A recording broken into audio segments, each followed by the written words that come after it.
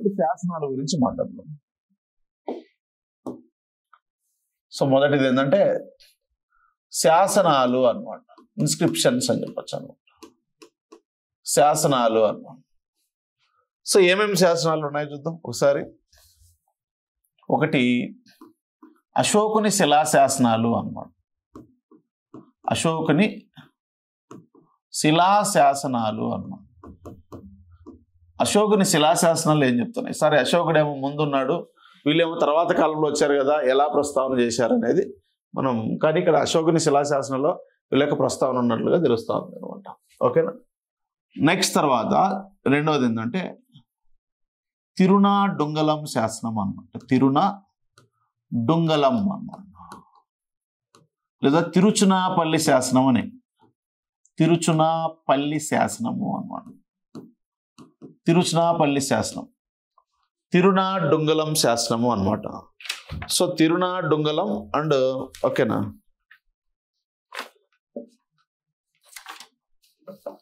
తిరునాడుంగలం and Tiruchirappalli శాసనం. మూడవది ఉత్తర మేరూరు శాసనం అన్నమాట.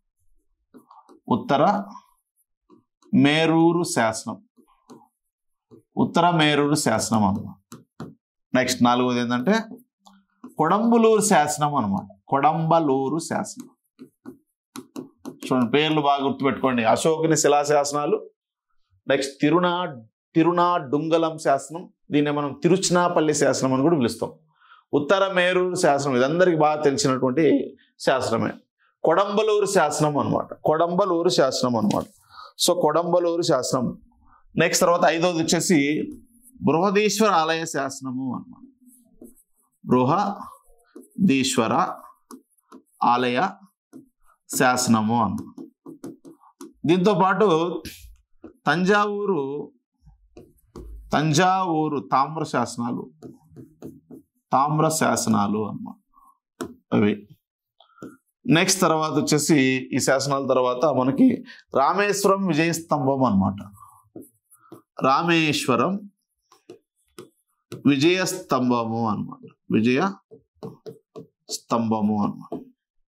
నెక్స్ట్ తర్వాత ఏడవది ఏంటంటే అరువా లంగాడు శాసనం. అరువా లంగాడు శాసనం, తిరువాలంగాడు శాసనం, తిరువాలంగాడు శాసనం, అరువాలంగాడు శాసనం, తిరువాలంగాడు శాసనం అనమాట. ఓకేనా? నెక్స్ట్ తర్వాత వచ్చేసి తిరుముక్కడం శాసనం అనమాట. 9వది తిరుముక్కడం శాసనము, తిరుముక్కడం శాసనం. ఇవి మనకు ప్రధానంగా 9 శాసనాలుగా మనం చెప్పడం జరుగుతుంది అనమాట. ఓకేనా?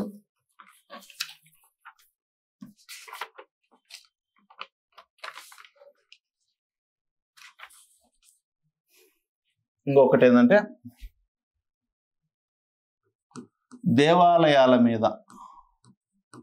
దేవాలయాలపై ఉన్న తమిళ సంస్కృత శాసనాలు.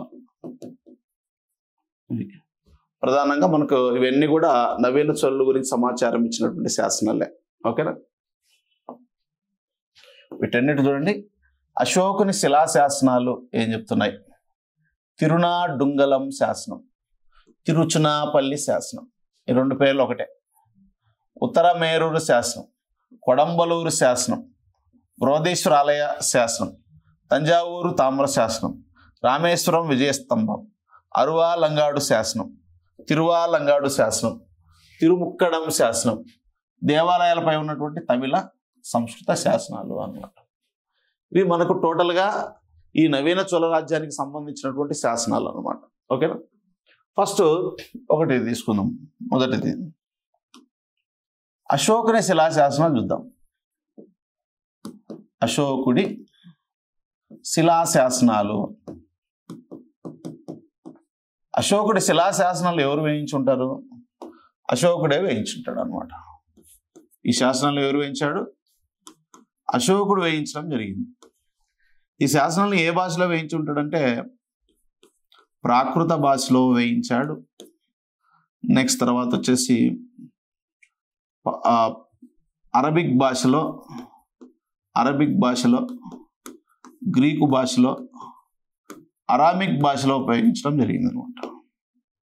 చూడండి ఇక్కడ ప్రాకృత భాషలో ఉపయోగించాడు, అరబిక్ భాషను ఉపయోగించాడు, గ్రీక్ భాషను ఉపయోగించాడు, అరబిక్ భాషలను ఉపయోగించాడు అనమాట. ఎవరు? అశోకుడు.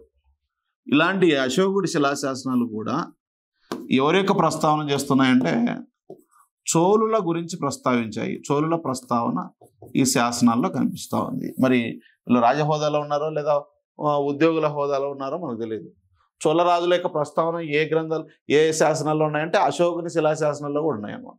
అందుకే అశోకుని శిలాశాసనాలను భారతదేశ చరిత్రకు ప్రధాన ఆధార శాసనాలుగా చెప్తాం అనమాట.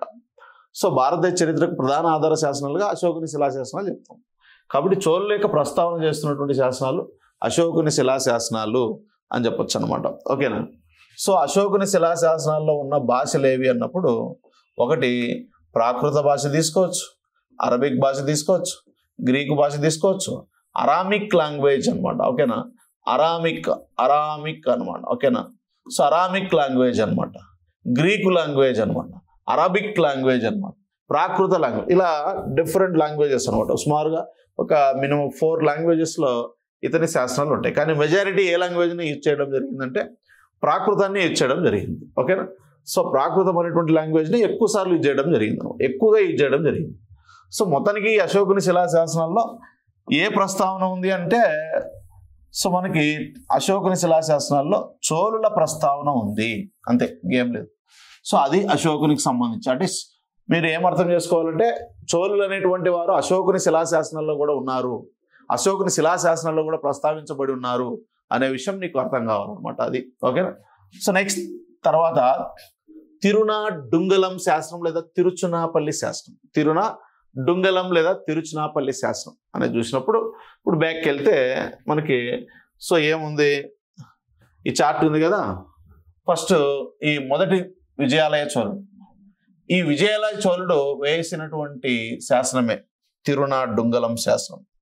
సో తిరునాడుంగలం, ఓకేనా? తిరునాడుంగలం చూడండి ఇక్కడ తిరునాడుంగలం. ఈ తిరునాడుంగలాన్ని ఏమని పిలుస్తున్నామంటే తిరుచునాపల్లి అని చెప్తాం.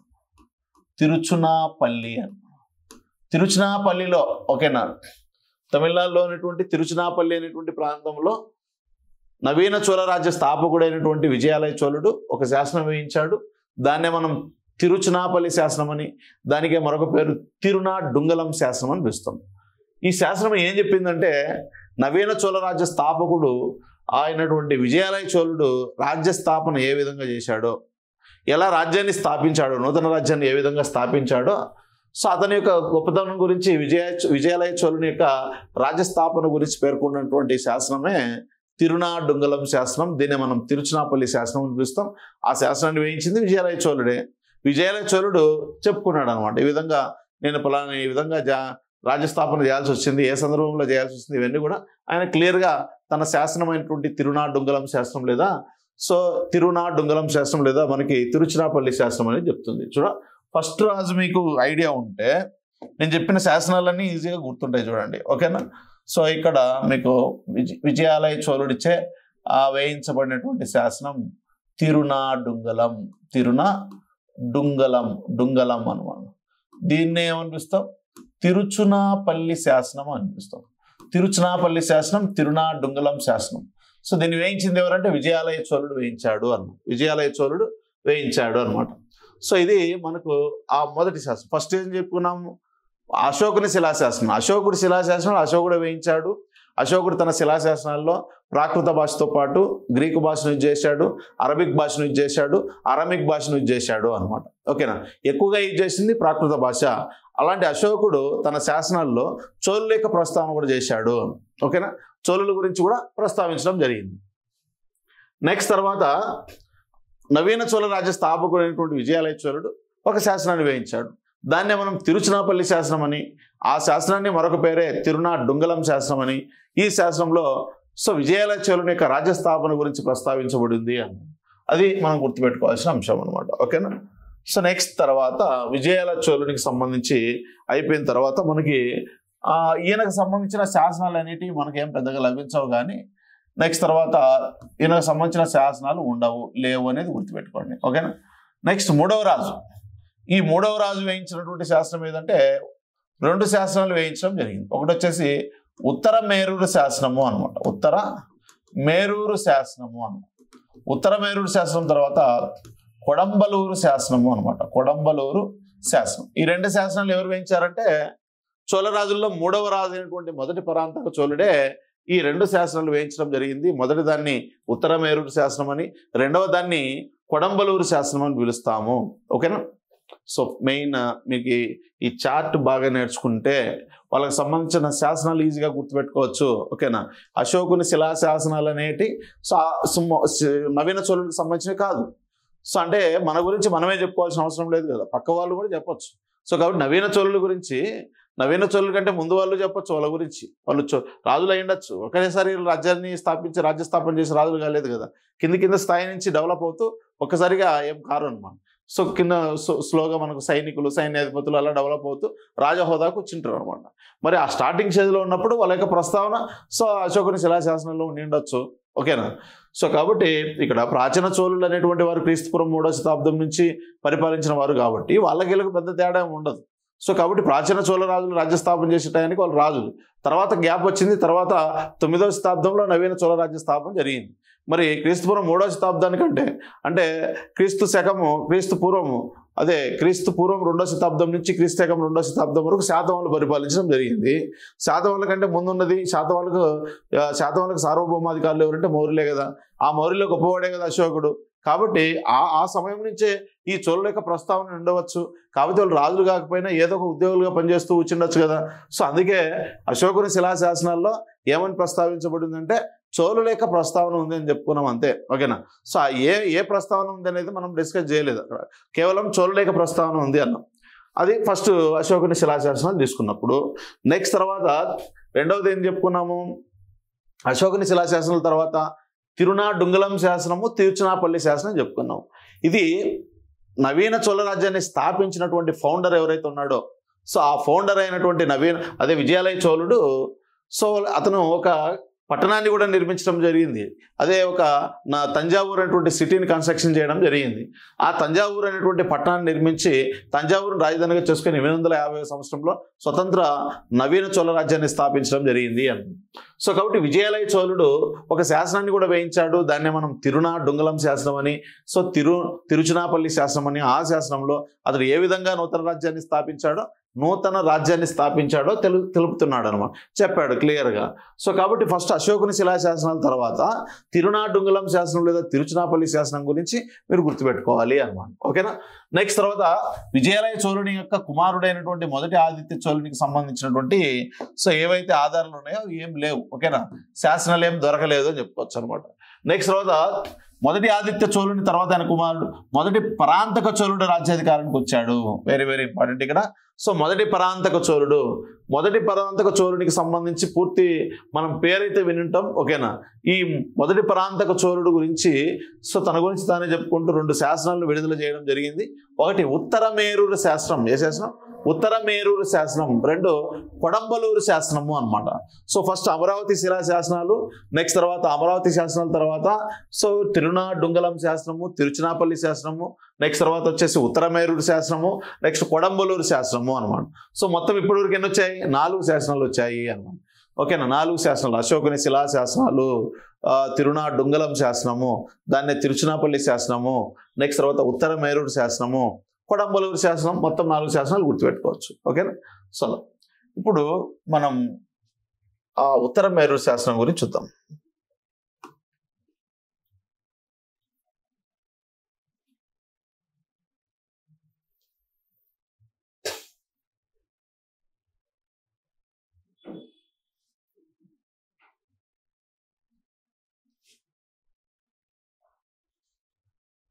తిరునాడుంగలం ఇది ఒకటి. రెండవ శాసనం ఏం చెప్పుకున్నాం? తిరునాడుంగలం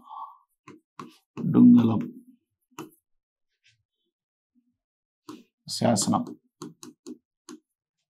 దీన్నే తిరుచునాపల్లి శాసనం. తిరుచునాపల్లి శాసనం ఏం చెప్తుందంటే ఇది,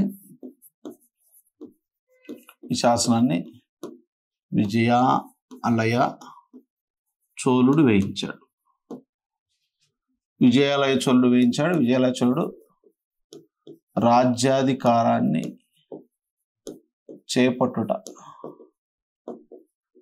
గురించి ఈ శాసనం చెప్తా ఉందన్నమాట. చేపట్టుట గురించి ఈ శాసనం ప్రస్తావిస్తూ ఉంది. నెక్స్ట్ మూడవది ఉత్తర మేరూరు శాసనం. ఉత్తర శాసనం వెరీ వెరీ వెరీ ఇంపార్టెంట్ శాసనం ఇది. అందరూ బాగా చదివేది ఇదే, వెరీ వెరీ ఇంపార్టెంట్ శాసనం. సో ఉత్తర మేరూరు అనమాట. సో ఇది యాక్చువల్గా ఎక్కడుందంటే తమిళనాడు రాష్ట్రంలో బయలుపడింది. తమిళనాడు రాష్ట్రంలో ఏ జిల్లా అంటే చెంగల్పట్టు జిల్లా. చెంగల్పట్టు జిల్లా అన్నమాట. చెంగల్పట్టు జిల్లాలో ఉన్నటువంటి ఉత్తర మేరూరు అనేటువంటి గ్రామంలో ఓకేనా మొదటి పరాంతక చోళుడు వేయించినటువంటి శాసనం దొరికింది. ఓకేనా, మొదటి పరాంతక చోళుడు వేయించినటువంటి ఒక శాసనం అనేది బయలుపడేది అనమాట. సో కాబట్టి ఈ శాసనాన్ని ఎవరు వేయించారు అన్నప్పుడు మొదటి పరాంతక చోళుడు వేయించాడు. ఈ శాసనం ఎక్కడ దొరికిందంటే ఉత్తర మేరూరు అనే గ్రామంలో దొరకడం వల్ల ఆ శాసనానికి ఏమని పేరు వచ్చింది, ఉత్తర మేరూరు శాసనం అని పేరు వచ్చింది అనమాట. సో ఈ శాసనం ఏ జిల్లాలో ఉంది అంటే చెంగల్పట్టు జిల్లా, తమిళనాడులోని చెంగల్పట్టు జిల్లాలో ఈ శాసనం బయలుపడింది అనమాట. గుర్తుపెట్టుకోండి, ఉత్తర మేరూరు శాసనం అనేది చాలా చాలా ఇంపార్టెంట్ శాసనం. సో ఈ శాసనం అనేది ఎక్కడ దొరికిందంటే తమిళనాడు రాష్ట్రంలో ఉన్నటువంటి చెంగల్పట్టు జిల్లాలో ఉన్నటువంటి ఉత్తర పేరూరు అనేటువంటి విలేజ్లో దీన్ని దొరకడం జరిగింది. ఈ శాసనాన్ని వేయించిన వ్యక్తిగా ఎవరు తెలుస్తున్నారంటే మొదటి పరాంతక చోళుడు తెలుస్తున్నాడు అన్నమాట. సో మొదటి పరాంతక చోళుడు అత్యంత పరాక్రమవంతుడు, మంచి యుద్ధవీరుడు అని చెప్పొచ్చు అనమాట. సో ఈ మొదటి పరాంతక చోళుడు ఈ శాసనంలో ఏం చెప్పాడు అంటే స్థానిక స్వపరిపాలన గురించి పేర్కొన్నాడు. దీనిలో ఏమని పేర్కొన్నారు, స్థానిక స్వపరిపాలన గురించి పేర్కొన్నాడు అని చెప్పచ్చు అనమాట. స్థానిక స్వపరిపాలనలో భాగంగా గ్రామ సభల గురించి నగర సభల గురించి ప్రస్తావించడం జరిగింది. గ్రామ సభలో నగర సభలో ఓకేనా ఉన్నటువంటి సభ్యులు ఎవరైతే ఉన్నారో ఈ సభ్యుల యొక్క అర్హతలను నిర్ధారించడం జరిగింది అన్నమాట. అర్హతలు ఓకేనా. చూడండి, ఇక్కడ ఉత్తర మేరూరు శాసనం అనేది తమిళనాడు రాష్ట్రంలోని చెంగల్పట్టు జిల్లాలో మొదటి పరాంతక చోళుడు వేయించాడు. అదే ఉత్తర గ్రామంలో బయలుపడింది. ఈ శాసనాన్ని మొదటి పరాంతక చోళుడు వేయించాడు. ఈ శాసనం ఏ భాషలో ఉంది అన్నప్పుడు తమిళ భాషలో ఉంది అనమాట. తమిళ భాష ఓకేనా, తమిళ భాషలో ఈ శాసనం బయలుపడింది అనమాట. సో ఈ శాసనంలో స్థానిక స్వపరిపాలన గురించి ప్రస్తావిస్తుంది. సో ఇక్కడ గ్రామాలను పరిపాలిస్తూ గ్రామ సభలు ఉండేవి, నగరాలను పరిపాలిస్తూ నగర సభలు ఉండేవి. గ్రామ సభల్లో కానీ నగర సభల్లో కానీ సో కొంతమంది సభ్యులుగా ఉంటారు. ఆ సభ్యులుగా ఉన్నటువంటి ఆ మెంబర్స్కి ఉండవలసినటువంటి అర్హతలు ఏంటివి అనేటివి మనం చూడాలన్నమాట. సో అర్హతలు అనమాట. ఓకేనా, అర్హతల గురించి ప్రస్తావించింది ఏ శాసనం, ఉత్తర మేరూరు శాసనం. అర్హతలు అన్నమాట. అర్హతలు ఏంటి అంటే ఒక మెంబర్గా దేంట్లో సో గ్రామ సభలో కానీ పట్టణ సభలో కానీ ఒక వ్యక్తి మెంబర్గా మారాలంటే ఉండవలసిన అర్హతలు ఏంటి అంటే ఒకటి సొంత ఇల్లు కలిగి ఉండాలన్నమాట. సొంత ఇల్లు కలిగి ఉండాలి అన్నమాట. ఇదొకటి షరతు. ఓకేనా. సో గ్రామ సభలో కానీ నగర సభలో కానీ అదే సభ సభ్యులుగా మనం చేరాలంటే మనకు ఉండవలసినటువంటి అర్హతలు మనకు సొంతంగా ఒక ఇల్లు ఉండాలి, సొంత ఇల్లు ఉండాలి. అంతేకాకుండా విధిగా విధిగా పన్ను చెల్లించేటువంటి భూమిని కలిగి ఉండాలి అన్నమాట. ఓకేనా? విధిగా పన్ను చెల్లించే భూమిని కలిగి ఉండాలి అని, సొంత ఇల్లును కలిగి ఉండాలి అన్నమాట. సో విధిగా పన్నును చెల్లించేటువంటి భూమిని కలిగి ఉండాలి, సొంత ఇల్లును కలిగి ఉండాలి అన్నమాట. సో ఎవడైతే మెంబర్గా ఉండాలనుకుంటాడో వానికి మినిమం ఎంత వయసు ఉండాలంటే 35 ఇయర్స్ నుంచి 70 ఇయర్స్ మధ్య కాలంలో ఉండాలన్నమాట. సో కాబట్టి 35 నుంచి 70 సంవత్సరాల వయసు మధ్యలో ఉన్నవాడే సో ఈ యొక్క సభ సభ్యుడిగా అవకాశం ఉంటుందన్నమాట. ఒకవేళ 35 లోపల ఏజ్ ఉన్నా కానీ లేదా 70 పైన ఉన్నవారికి సో గ్రామ సభలో కానీ నగర సభలో కానీ సభ్యులుగా తీసుకోరన్నమాట. సో కాబట్టి ఫస్ట్ ఏమి ఉండాలి? సొంత ఇల్లు ఉండాలి, కరెక్ట్గా పన్ను చెల్లించేటువంటి భూమి ఉండాలి. నెక్స్ట్ తర్వాత భూమి చెల్లించదు కానీ భూమి సారవంతమైన భూమి అంటే మన దగ్గర ఉన్నటువంటి భూమి, ఓకేనా? సో మన దగ్గర ఉన్నటువంటి భూమి సో ఎవరికి? సో రాజులకి విధిగా పన్ను చెల్లించడానికి ఉపయోగించే భూమి అన్నమాట. సో కాబట్టి 35 ఇయర్స్ టు 75 ఇయర్స్ మధ్య వయసు ఉన్న వాళ్ళు సో ఇక గ్రామ సభలో కానీ నగర సభలో కానీ మెంబర్స్గా ఉండొచ్చు అనమాట. ఇది ఉత్తరమేరు శాసనంలో ప్రస్తావించబడినటువంటి అంశము అన్నాం. ఓకేనా? నెక్స్ట్ తర్వాత గత 3 సంవత్సరాలలో గ్రామ సభలో కానీ లేదా నగర సభలో కానీ సభ్యుడిగా ఉండకూడదు అనమాట. సో ఆల్రెడీ నువ్వు మెంబర్ అయితే, ఓకేనా, గ్రామ సభలో కానీ నగర సభలో కానీ నువ్వు ఆల్రెడీ మెంబర్ అయితే ఇప్పుడు నువ్వు పోటీ చేయడానికి అర్హత ఉండదు అనమాట. సో లేకపోతే ఇక్కడ ఒక వ్యక్తి, ఇప్పుడు ఎగ్జాంపుల్ గ్రామ సభలో కానీ నగర సభలో కానీ ఒక వ్యక్తి సభ్యుడిగా ఉన్నాడు. సభ్యుడిగా ఉంటూ ఆయన అవినీతికి పాల్పడినట్లయితే అతని బంధువు కానీ అతని మిత్రుడికి కానీ ఎవరికి కూడా అర్హత రాదు ఈ యొక్క సంస్థలో సో మెంబర్గా ఉండడానికి. ఓకేనా? సో ఇలాంటివన్నీ కూడా మనకు సో ఈ యొక్క ఉత్తరమేరు శాసనం ప్రస్తావించడం జరిగింది అనమాట. ఓకేనా? సో అంతేకాకుండా గ్రామ సభలో ఉన్నటువంటి సభ్యులతో సో కమిటీలు కూడా ఏర్పాటు చేయడం జరిగింది. నీటిపారుదల సౌకర్యాలు చూడడానికి సో కమిటీ ఉండేది అనమాట. నీటిపారుదల సౌకర్యాలు చూడడానికి ఒక కమిటీ ఉండేది అనేది మనకు తెలుస్తూ ఉందన్నమాట. ఓకేనా? నెక్స్ట్ తోటలు దేవాలయాల రక్షణ కోసం సో తోటల నిర్వహణ కోసం దేవాలయాల నిర్వహణ కోసం, ఓకేనా, సో ఒక కమిటీ ఉండేది అనమాట. నీటిపారుదల సౌకర్యాలు చూడడం కోసం ఒక కమిటీని కలిగి ఉండేవారు. సో ఆ విధంగా మనకు సో ఈ యొక్క ఉత్తరమేరూరు శాసనం అనేది యొక్క స్థానిక స్వపరిపాలన గురించి సమాచారం ఇచ్చిన శాసనంగా చెప్తాం అనమాట. ఓకేనా? నెక్స్ట్ తర్వాత ఇదే మొదటి పరాంతక చోళుడు వేయించినటువంటి 2వ శాసనం ఏదంటే కొడంబలూరు శాసనము అనమాట. కొడంబలూరు శాసనం. ఈ కొడంబలూరు శాసనం కూడా ఎవరి యొక్క చరిత్రకు ప్రధాన ఆధారం అంటే మొదటి పరాంతక చోళుడు అనమాట. మొదటి పరాంతక చోళుని యొక్క చరిత్రకు ప్రధాన ఆధార శాసనాలు 2 అండి. సో ఒకటి వచ్చేసి ఉత్తరమేరూరు శాసనం, 2 కొడంబలూరు శాసనం అనమాట. అదే మీకు అశోకుని శిలాశాసనాలు చెప్పుకున్నాము, చోళుల యొక్క ప్రస్తావన ఉంది. సో రెండవది ఏమని చెప్పుకున్నాము మనము? సో తిరునాడుంగలం శాసనం, దాన్ని తిరుచినాపల్లి శాసనం అని చెప్పాము. తిరునాడుంగలం అనేది నవీన చోళ రాజ్యాన్ని విజయాలయ చోళుడు ఎలా స్థాపించాడో క్లియర్గా ప్రస్తావించబడింది. నెక్స్ట్ తర్వాత ఆదిత్య చోళునికి సంబంధించిన శాసనాలు మనకు అందుబాటులో లేవు. నెక్స్ట్ తర్వాత ఆయన కుమారుడైనటువంటి మొదటి పరాంతక చోళుడు వేయించిన శాసనాలు 2 దొరికాయి. ఒకటి ఉత్తరమేరూరు శాసనం, 2 కొడంబలూరు శాసనం. కొడంబలూరు శాసనం అనేది మొదటి పరాంతక చోళుని గురించి సమాచారం ఇస్తూ ఉంది. నెక్స్ట్ తర్వాత ఉత్తరమేరు శాసనం కూడా మొదటి పరాంతక చోళుని గురించి సమాచారం ఇస్తూ ఉంది. కానీ ఇక్కడ 2 శాసనాల్లో మనకు ప్రధానమైనది ఏదంటే ఉత్తరమేరూరు శాసనం. ఎందుకంటే ఉత్తరమేరూరు శాసనం అనేది స్థానిక స్వపరిపాలన గురించి ప్రస్తావించబడింది. ఇప్పట్లో కూడా మన సమాజంలో మనకు స్థానిక స్వపరిపాలన చూస్తున్నాం. ఇలాంటి స్థానిక స్వపరిపాలన చోళుల కాలంలోనే, మధ్యయుగ కాలంలోనే, తొలి మధ్యయుగ కాలంలో దక్షిణ భారతదేశంలో, అది కూడా తమిళ దేశంలో తొలిసారిగా ఈ స్థానిక స్వపరిపాలన ఉన్నట్లుగా మనకు ఉత్తరమేరూరు శాసనం ద్వారా తెలుస్తూ ఉంది అనమాట. ఓకే? సో ఇది ముఖ్యంగా మనకు ఉన్నటువంటి శాసనాలన్నీ కూడా తమిళ అండి.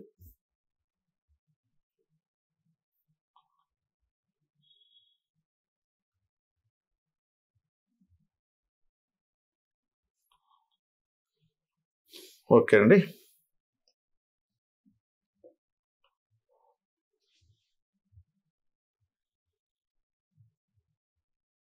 ఇక్కడికి మనకి అశోకుని శిలాశాసనాలు, తిరునాడుంగలం శాసనం, ఉత్తరమేరూరు శాసనం, కొడంబలూరు శాసనం సో విన్నాయి. రిమైనింగ్ వచ్చేసి బృహదీశ్వర ఆలయ శాసనం. సో బృహదీశ్వర ఆలయ శాసనం, తంజావూరు తామ్ర శాసనం, ఈ 2 కూడా మనకి మొదటి రాజరాజు లేదా రాజరాజ దేవుడని, ఓకేనా, మొదటి అరుల్ మౌలి వర్మన్ అని, ఆయన ఈ 2 శాసనాలు వేయించడం జరిగింది. ఆ 2 శాసనాలు కూడా అతని యొక్క చరిత్రకు ప్రధాన ఆధార శాసనం. రామేశ్వరం విజయస్తంభ శాసనాన్ని వేయించింది ఎవరంటే రాష్ట్రకూట రాజు 3వ కృష్ణుడు వేయిస్తాడు. సో రాష్ట్రకూట రాజు మొదటి పరాంతక చోళునిపై దండయాత్ర చేసి మొదటి పరాంతక చోళుని యొక్క కుమారుడైన రాజాదిత్యను ఓడించి రామేశ్వరం వరకు వెళ్ళి రామేశ్వరంలో ఒక విజయస్తంభాన్ని నాటించడం జరిగింది. ఎవరంటే రాష్ట్రకూట రాజు 3వ కృష్ణుడు అను. అలా తన విజయానికి గుర్తుగా రాష్ట్రకూట రాజు తమిళ దేశంలో తన విజయానికి గుర్తుగా రామేశ్వరం ముందు వేయించినటువంటి శాసనమే రామేశ్వరం విజయస్తంభం లేదా రామేశ్వరం విక్టరీ పిల్లర్ అంటాం. నెక్స్ట్ తర్వాత అరువాలంగాడు శాసనం, తిరువాలంగాడు శాసనం. ఈ 2 మొదటి రాజరాజు యొక్క కుమారుడైనటువంటి మొదటి రాజేంద్ర చోళుడు వేయించినటువంటి శాసనాలు 2. ఓకేనా, అతని యొక్క చరిత్రకు ప్రధాన ఆధార శాసనంగా చెప్పొచ్చు. నెక్స్ట్ తర్వాత తిరుముక్కడం శాసనము అనమాట. ఈ తిరుముక్కడం శాసనం వీరరాజేంద్ర అనమాట. ఈ వీరరాజేంద్రుని యొక్క చరిత్రకు ప్రధాన ఆధార శాస్త్రం అనమాట. నెక్స్ట్ దేవాలయాల మీద ఉన్నటువంటి తమిళ భాషలో సంస్కృత భాషలో కూడా అనేక శాసనాలు మనకు వెలుగులోకి రావడం జరుగుతూ ఉంది అనమాట. సో ఈ శాసనాలు కూడా మనకు నవీన చోళులకు సంబంధించినటువంటి సమాచారం వెలుగులోకి తీసుకురావడం జరుగుతూ ఉంది అనమాట. ఇది శాసనాలు కంప్లీట్ చేసుకోవడం జరిగింది.